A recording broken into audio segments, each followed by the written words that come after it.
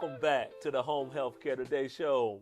Yeah, so we're diving into those topics as we've been discussing over the last few weeks. And Home Healthcare Today show is a lifestyle show where we talk about health and wellness in ways that no other platform dares to.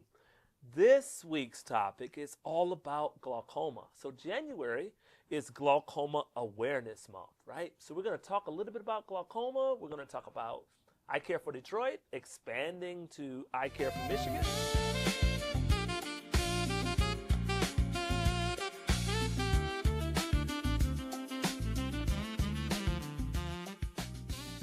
Key stat pertaining to glaucoma. Glaucoma is the leading cause of irreversible blindness in African Americans. And by 2050, over 6 million Americans will have this disease. That's why Eye Care for Detroit is expanding to Eye Care for Michigan. Our first guest for the segment of this episode is Dr. Emroy Wilson. Dr. Emroy Wilson is President Emeritus of Wayne State University. He's currently the Distinguished Professor of Ophthalmology at Kresge Eye Institute. And Dr. Emroy Wilson is also a board member of Eye Care for Detroit. Dr. Wilson, welcome back. Oh, it's my pleasure. Hey, so it was just a couple years ago you were on the show when the show was more of a podcast style show, and we had our YouTube channel and all that good stuff, but we've gone from podcast to broadcast. Progress. Yes, no doubt about it. And you know a lot about progress, Dr. Wilson. So that's my first question. A lifetime dedicated to sight. Dr. Wilson, do you mind taking the listeners of the podcast, but the viewers of the show, on that journey? In terms of how I got interested in glaucoma? Yeah, how you got interested. You know, I went to medical school at Harvard, and research was expected.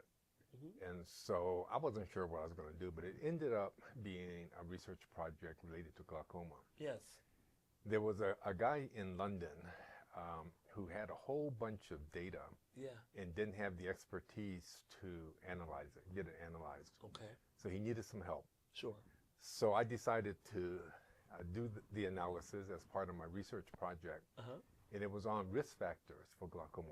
Why do some people get it and other people don't? Sure. Or what are the factors that cause increased risk of getting it? Now, at the time, the whole concept of risk factors was very new. I mean, this was in the late 1970s. Okay. So, you know, risk factors, the term came into being with the Framingham cardiology study, you know, risk factors for stroke and things like that. Yes, sir. So that was in the early 1970s. So this was very new. Yes. So I got into this, and it turned out that by the time I was in my 4th year of medical school, I was an expert on risk factors for glaucoma. Oh, man. And so I said, okay, well, might as well just keep going. Sure, sure. So I decided to do a residency and then a fellowship in glaucoma. And then one year, I was in St. Lucia. We had a rotation there in St. Lucia as a resident. Yes. And I noticed that there was one of the beach guys that I became friends with. You know, these were really healthy, strapping, muscular, you know, no body fat kind of guys. Yeah.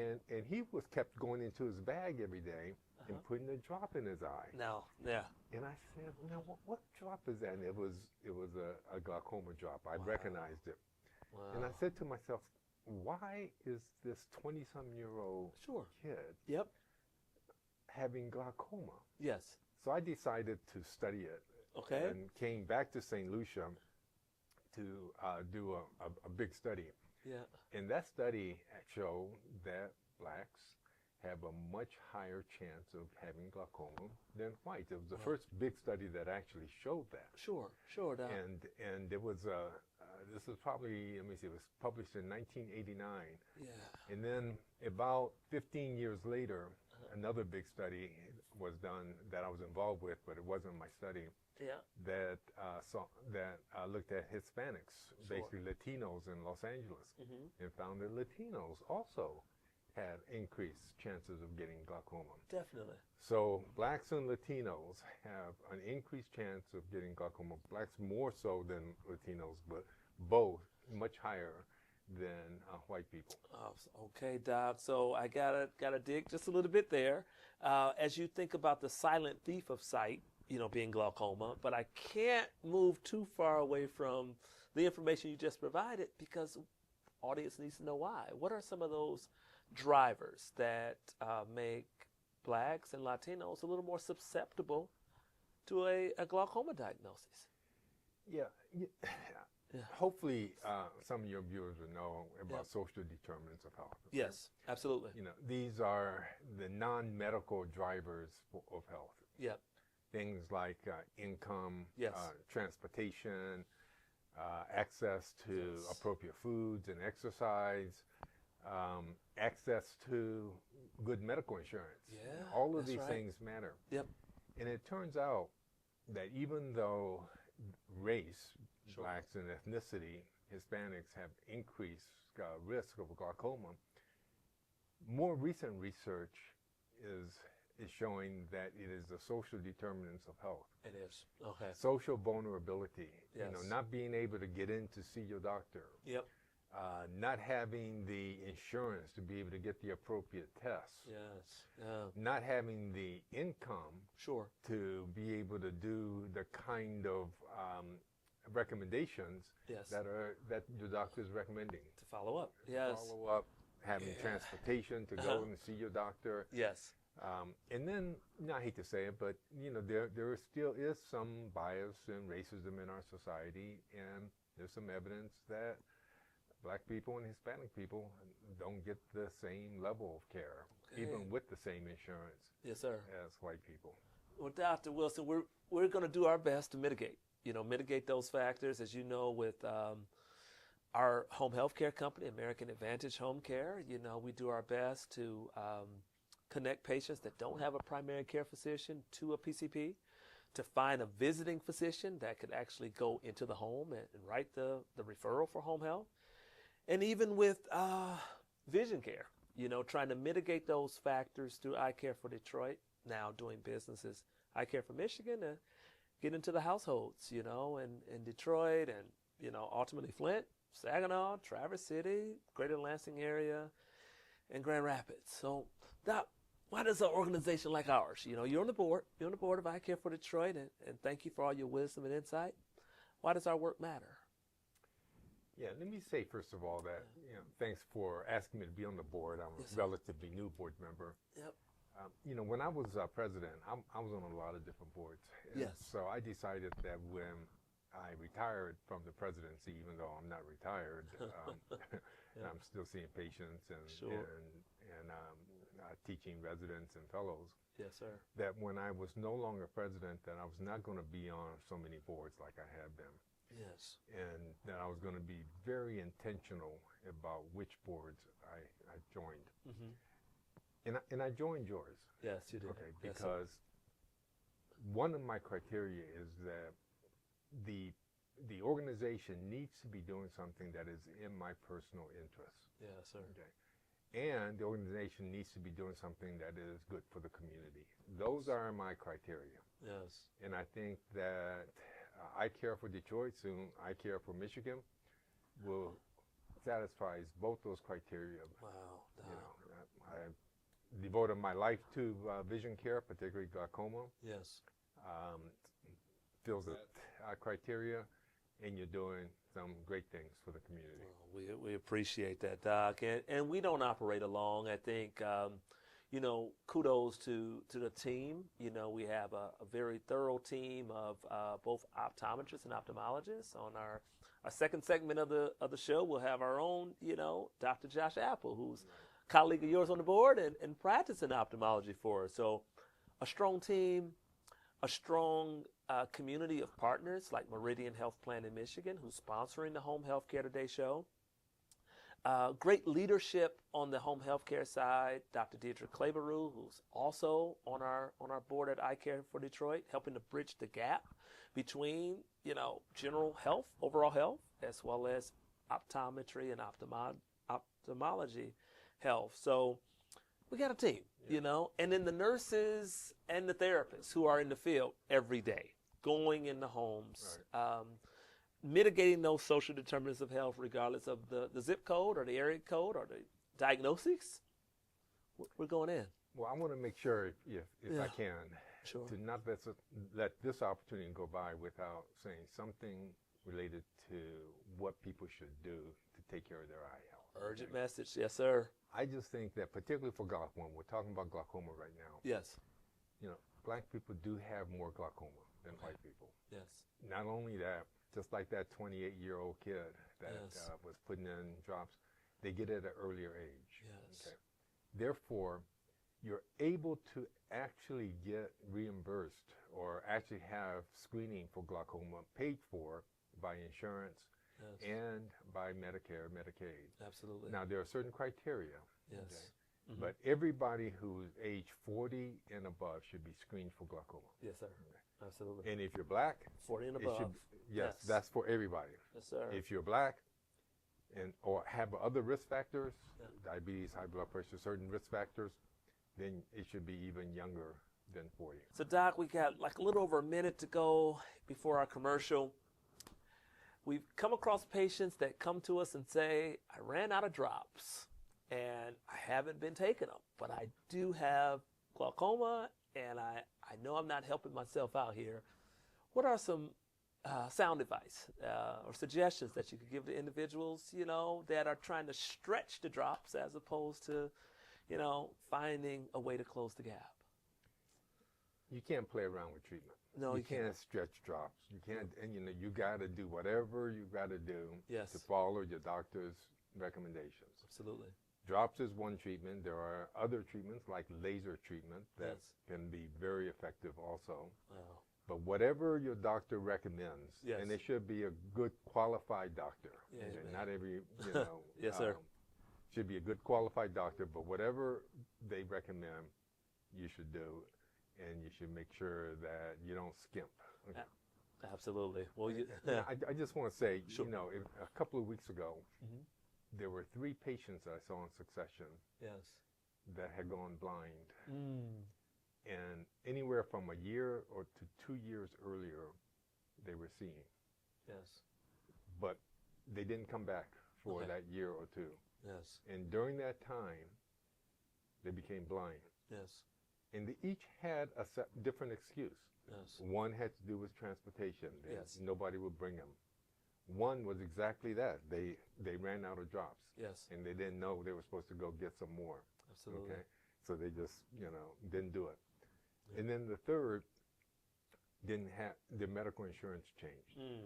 And so they didn't have the opportunity to continue with the follow-up care. Absolutely. Okay. So those 3, in just a matter of a year or 2, went from good sight to being blind. Yes, sir. That's how devastating glaucoma can be if you play around with it.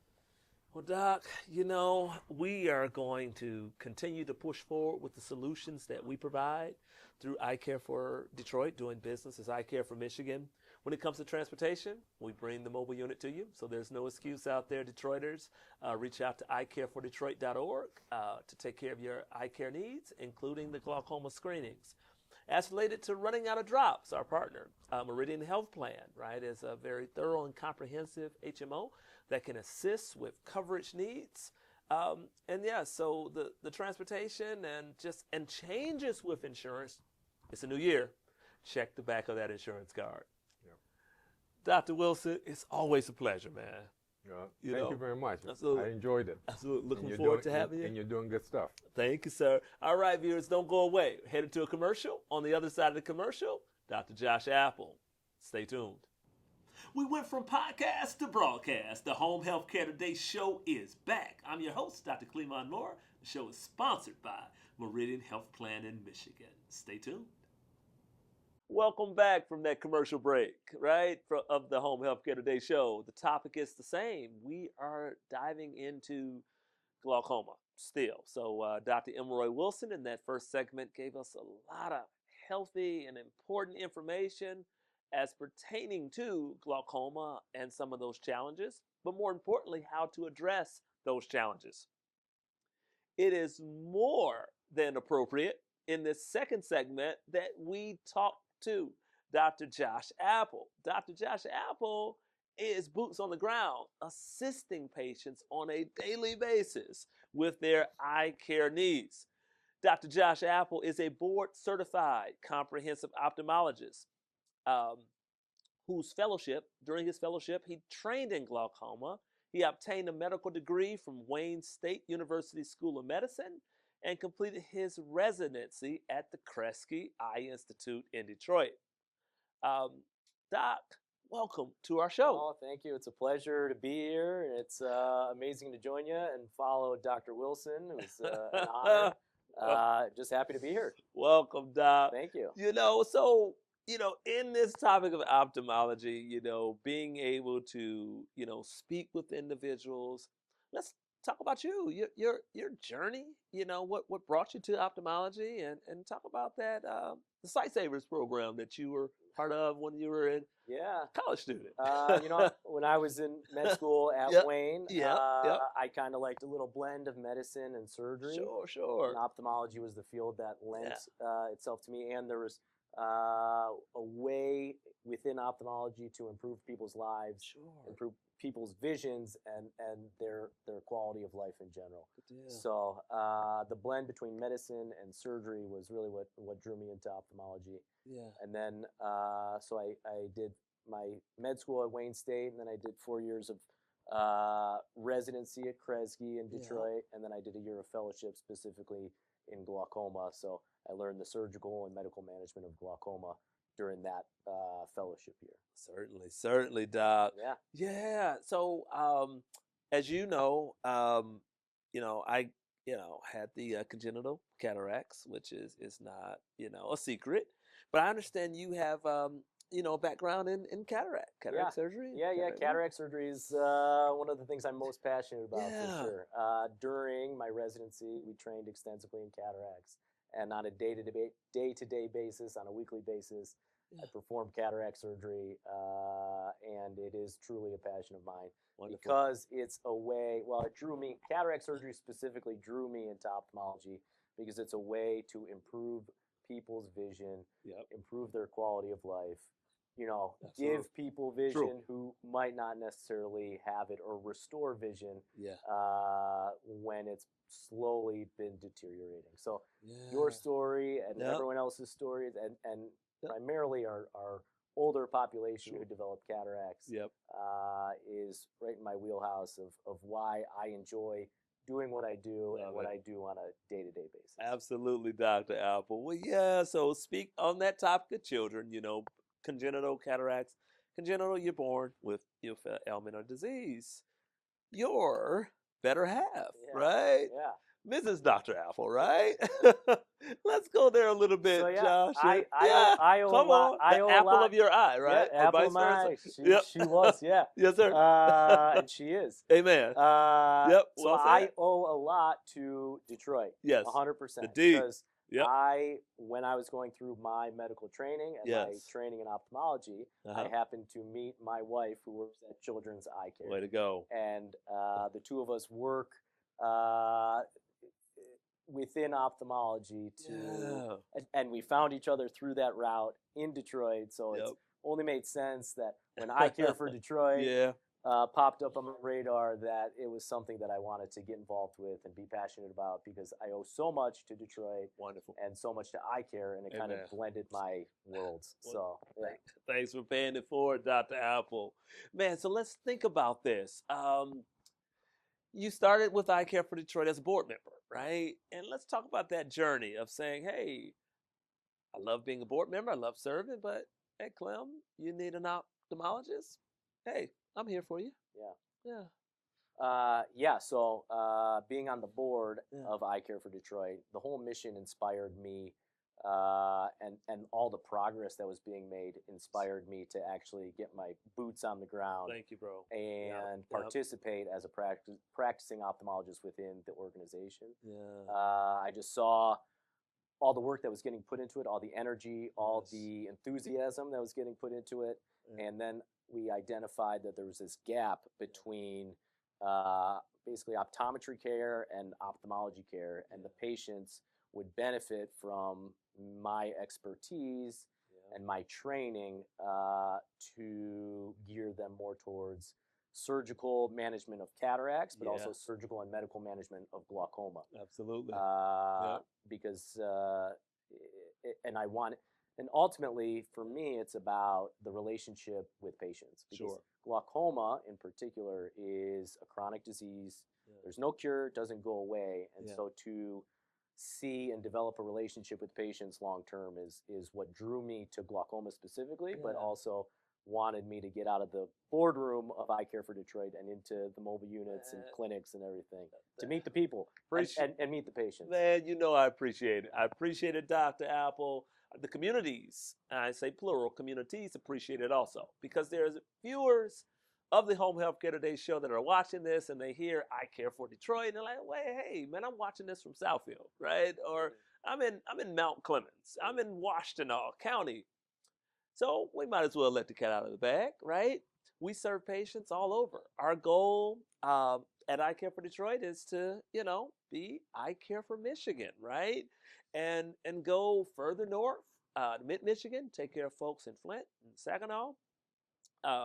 Push even further to Traverse City, go west, to Grand Rapids, Greater Lansing. We want to close that access to eye care gap for the 100,000 homebound Michiganians. So, Josh, what makes that a big deal? Yeah, no, that's important. That's special. Detroit and the focus on Detroit is great. But ultimately, we have a big state. We have a great state. And there's people who need healthcare, vision care, all over the state. So from Flint to Lansing to Grand Rapids, Saginaw, all the way up to Traverse City. It was pretty amazing that we could extend that far to deliver the healthcare that people need that aren't necessarily getting, not only in Detroit but elsewhere throughout the state. Absolutely, man. We're gonna do it, man. With your help and the team of eye care professionals out there, we're gonna make it happen. Josh, it's still Glaucoma Awareness Month, so getting back to topics, we're so excited about Eye Care for Michigan, man, right? What's going on with glaucoma in the home health community, right? So that 40,000 Detroiters or even 100,000 folks in Michigan outside, of the Detroit area, the other 60,000. What makes glaucoma a challenge for that population? Yeah, I mean, glaucoma, just a little background, glaucoma disease where largely affects the elderly population, but it's a disease that slowly takes away your peripheral vision, your side vision. And the changes from glaucoma happen so slow and so painlessly, you don't pick up on them until you go see your eye doctor and they basically tell you what's going on. Sure. Or the disease gets so advanced that it's affecting your central vision, or a very severe stage of glaucoma, to where then the patient or the caregiver is noticing maybe a patient is having trouble doing the things that they typically would do, eating, reading, watching TV. But until it gets to that advanced stage, you don't know it's really happening. True.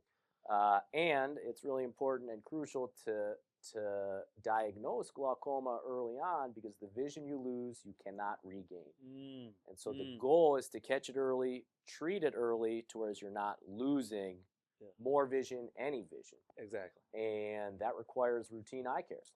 And so if a patient is homebound and not getting their routine care, then they don't even know what's going on. It's a big deal. That is a big deal.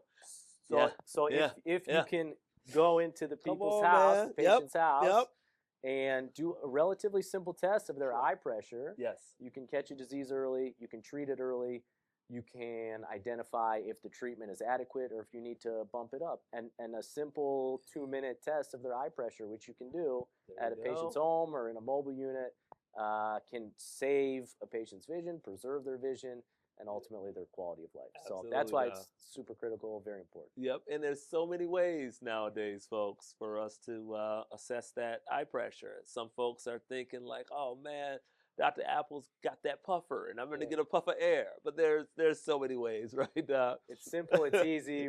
Puff of air is not the method that we use. We use a little handheld device. We numb your eye real good. Takes like, I don't know, a few seconds to check your eye pressure. Wonderful, man. That's what I'm talking about. So fear not, folks. Fear not.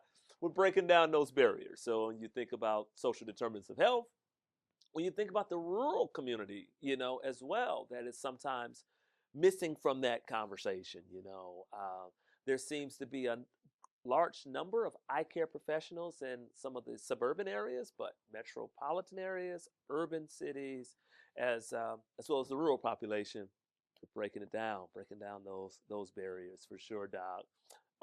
So folks can get over that fear. How would you suggest you get over the fear? You say, I haven't been to an eye doctor in years. What would you say, Doc?